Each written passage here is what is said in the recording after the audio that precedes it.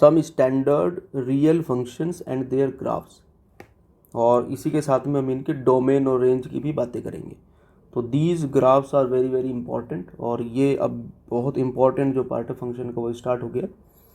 और ये और इससे आगे आने वाली जितनी भी वीडियोस हम ग्राफ या फंक्शन से रिलेटेड जो पढ़ेंगे वो बहुत बहुत इंपॉर्टेंट है।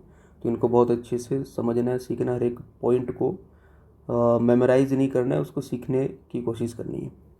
ठीक है, रट्टा नहीं लगाना है, तो सीखना हर एक बात को, जैसे जैसे समझाया जाए आप उसको फॉलो करें तो डेफिनेटली आप सब कुछ सीख जाओगे और कोई दिक्कत नहीं होगी। तो जो भी बोला जाए, जो मैं बोलूँगा, आपको उसे बहुत ध्यान से बहुत अच्छे से सुनना है। तो करने क्या वाले हैं इस वीडियो में या इससे आगे आने वाली वीडियोज़ में, हम कुछ स्टैंडर्ड फंक्शंस होते हैं उनको जानने की कोशिश करेंगे, उनके ग्राफ कैसे होते हैं, उनकी डोमेन रेंज किस टाइप की होती है, तो वो सारी चीज़ें हम यहाँ पे जानेंगे। तो उसमें जो पहला है दैट इज़ कांस्टेंट फंक्शन। तो किस फंक्शन को हम कांस्टेंट बोलेंगे? तो अगर कोई फंक्शन इस टाइप का लिखा हुआ है is equal to K, it is for all x belongs to R, where K जो है it is K is a fixed real number, fixed real number. तो क्या हो रहा है कि F x is equal to के है, तो हमेशा ही जो फंक्शन है वो हमें के आंसर करेगा, क्योंकि हमने क्या लिखा, for all x belongs to R. ठीक है, तो f x is equal to के है, कांस्टेंट है, f x equal to constant आ रहा है for every value of x. तो मतलब क्या है इसका कि अगर आप एक्स कुछ भी पुट करोगे, any real number from minus infinity to infinity, तो you are going to get only k as an answer. तो आप कुछ भी पुट करोगे आपको के मिलने वाला है। जैसे हमने 1 पुट किया तो हमें के मिलेगा, हमने 2 पुट किया तो के मिलेगा, 3 पुट किया तो के मिलेगा। अब के क्या है कि कोई भी फिक्स्ड नंबर है, 2 हो सकता है, 5, 6, 8 कुछ भी एटसेट्रा, कोई भी रियल नंबर। ठीक है, अब इसका जानते हैं कि ग्राफ किस टाइप का बन सकता है। तो ग्राफ को समझना, उसको याद रखना, ये इंपॉर्टेंट है। तो हमने एक्स वाई प्लेन बना दिया, तो जो एफ एक्स इक्वल टू के है उसका ग्राफ कुछ इस टाइप का बनने वाला है। It will be a straight line parallel to x axis, और वो स्ट्रेट लाइन कहाँ पे बनेगी, तो वो बनेगी के हाइट पे। तो ये जो एक्स एक्सिस से उस लाइन की डिस्टेंस है वो के है। अब के जो भी है पॉजिटिव है तो ये लाइन ऊपर बन जाएगी, और अगर के नेगेटिव है तो लाइन नीचे बन जाएगी। ठीक है, ये हमने ग्राफ बनाया F x is equal to K का, वेयर के इज़ अ फिक्स्ड नंबर।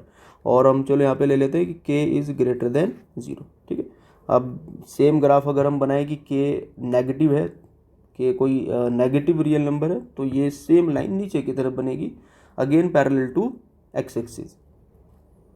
ठीक है, तो कुछ देखो इस टाइप की ये लाइन हम समझ सकते हैं कि कोई ऐसी लाइन बनेगी। तो ये भी किसका ग्राफ है, it is also F x is equal to K, but now here K is smaller than 0। ठीक है, तो ये के को रिप्रेजेंट कर रहा है कि नीचे की तरफ जैसे -2 है, -3 है, तो वो ऐसे बनेगा। तो ये क्या है, it is a line, straight line, ठीक है, पैरेलल टू एक्स एक्सिस। तो it is a straight line which is parallel to x axis always, इसको याद रखना है। तो जैसे हमें कुछ भी मिले, अब देखो एक बात आपको और याद रखनी है कि y जो है it is equal to F X. तो आपको एफ एक्स इक्वल टू कुछ दिया हो या y इक्वल टू कुछ दिया हो, उसका एक ही मतलब है, राइट। तो फॉर एग्जांपल अगर हमें सपोज ग्राफ ड्रॉ करना है, y is equal to suppose ले लेते हैं 3 ले लेते हैं, तो कैसे इसका ड्रॉ कर सकते। तो देखिए मान लिया यहाँ पे इतना जो portion it is 1, it is 2, it is 3। तो हमें क्या करना है, 3 डिस्टेंस पे एक्स एक्सिस से 3 डिस्टेंस ऊपर, क्योंकि 3 पॉजिटिव है तो एक्स एक्सिस से 3 डिस्टेंस ऊपर गए और हमने सीधी लाइन ड्रॉ कर दी। ठीक है, कुछ इस टाइप की लाइन। ठीक है, ये 3 से जा रही है, मतलब ये जो हाइट है इट इज़ 3, और ये लाइन होगी y इज इक्वल टू 3, या इसको आप ऐसे लिख सकते हो it is F x is equal to 3। ठीक है, y is equal to F X, तो ये हो गया graph of y equal to 3। ऐसे अगर हमें किसी और का बनाना हो तो ऐसे सेम वे में बना सकते। देखो अगर हमें ग्राफ बनाना है y इक्वल टू -1 का, तो ये कहाँ पे बनेगा, ये एक्स एक्सिस से नीचे की तरफ, क्योंकि माइनस आ गया, तो ये नीचे की तरफ एक लाइन ऐसे कोई which is parallel to x axis, तो it is y is equal to -1। तो ये जो डिस्टेंस है ये हो जाएगी 1, और नीचे की तरफ है तो हम इसमें अगर -1 लिख दें तो कोई दिक्कत नहीं है, माइनस ही रिप्रेजेंट कर रहा है कि नीचे की साइड है। ठीक है, तो ऊपर है तो पॉजिटिव मतलब कुछ रहा होगा, और अगर नीचे लाइन बन रही है इसका मतलब y जो है वो नेगेटिव रहा होगा। तो इसको याद रखना है, y इक्वल टू कॉन्स्टेंट या fx equal to constant, it is a line which is parallel to x axis. Next is y equal to 0। तो y इक्वल टू 0 क्या है? अब y कहाँ पे 0 है? तो y x एक्सिस पे 0 होता है। तो y इक्वल टू 0 जो स्ट्रेट लाइन है वो सीधी सीधी कौन सी? जो x एक्सिस आपकी बनती है, यही मतलब जो x एक्सिस है इसकी इक्वेशन क्या है? ये जो x एक्सिस है यही क्या? It is y equal to 0। तो हम यहाँ से कह सकते हैं कि equation of x axis is y equal to 0। तो x एक्सिस की जो इक्वेशन है that is y equal to 0। तो कहीं पे अगर आए तो आपको पता होना चाहिए। ठीक, अब बात करते हैं इसकी डोमेन और रेंज की। तो इन सारे ग्राफ को देखो ध्यान से। तो देखो डोमेन का मतलब है वैल्यूज़ ऑफ x। तो आप ये देखो कि x क्या क्या हम रख सकते हैं। तो हमें जो डेफिनेशन है उसमें भी लिखा हुआ है कि it is defined for all real x belongs to r। तो वैल्यू ऑफ x यही है आपकी डोमेन। तो डोमेन होगी x belongs to all real number, और जो रेंज है values obtained values of fx या y। तो हमें fx हमेशा ही कितना मिलेगा? k मिलेगा। एक ही मिल सकता है, y में केवल k मिलेगा। तो ये होगी हमारी रेंज। तो हम यहाँ पे लिख सकते हैं इसको देखकर कि जो डोमेन है इसकी,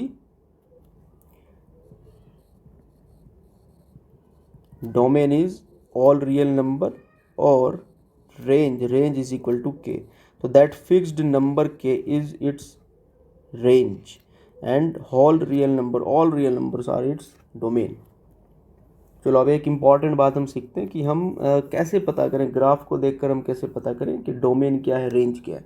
तो देखो उसका सिंपल तरीका ये है, एक सिंपल ट्रिक ये, कि जैसे कोई भी आपको ग्राफ दिया हुआ है तो आप क्या करो, एक्स एक्सिस पे चलना शुरू करो। Start moving on X axis from left to right. तो हम लेफ़्ट टू राइट चलना शुरू करें एंड तक जाएंगे। और हम क्या करेंगे? हम ऊपर नीचे देखेंगे। हम कहाँ देखेंगे? ऊपर देखेंगे, नीचे देखेंगे।